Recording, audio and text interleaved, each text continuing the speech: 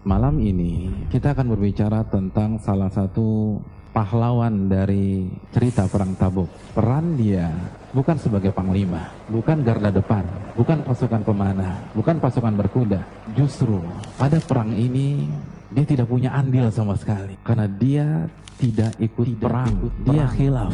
Tapi justru ketidakikutsertaan dia di perang Tabuk, kekhilafan dia mengantarkan dia sebagai pahlawan dari sisi yang lain. Siapa beliau? Seorang Ansar, seorang ahli Suffah, seorang anak muda yang bernama Ka'ab bin Malik. Kita akan melihat apa kesalahannya, apa kunci kegagalannya.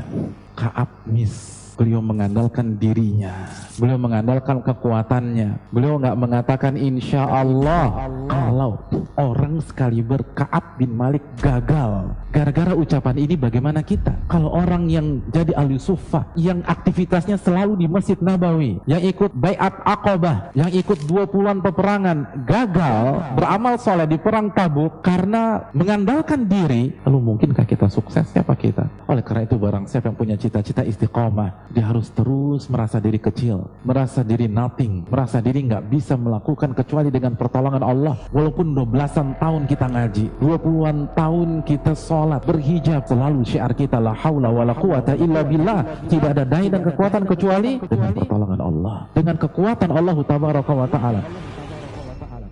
Ketika Nabi sedang terdiam, termenung, mikirin Ka'ab kemana ya? Bener gak sih yang dikatakan orang tersebut? Tiba-tiba ada sosok pakai baju putih menembus oase pada saat itu. Lalu Nabi mengatakan, Kun Aba Khaythamah. Siapa dia? Apa yang dia lakukan? Dialah Abu Khaythamah Ansari yang tetap mensedekahkan satu sok kurma walaupun dicibir, direndahkan dan dihina oleh orang-orang munafikin. Bahwa pada saat para sahabat berlomba-lomba menyumbang, Abdurrahman bin Auf nyumbang 4.000 dirham. Ada juga yang nyumbang sedikit. Di antaranya Abu Khaythamah. Abu Khaythamah hanya nyumbang satu sok kurma sedikit. Itu dua-duanya jadi sasaran tembak orang-orang munafik. Mereka bilang Abdurrahman bin Auf pencitraan tuh orang. Ria, pengen dipuji, pengen diakui sebagai orang dermawan. Tapi giliran ketemu sama Abu Khaythamah yang nyumbangnya dikit, apa yang Anda berikan? Nggak ada manfaatnya Abu Khaythamah. Memang dalam kehidupan pasti ada orang munafik yang mencela orang-orang yang berusaha hijrah, membuli orang-orang yang berusaha bertaubat kepada Allah, menjauhkan orang dari Islam, mengkritik, menjatuhkan, mencela, membuli ketika kita melakukan apa yang kita bisa. Nah, kita nggak usah mikirin orang-orang seperti itu. Sekarang giliran Ka'ab bin Malik berhadapan dengan Nabi SAW.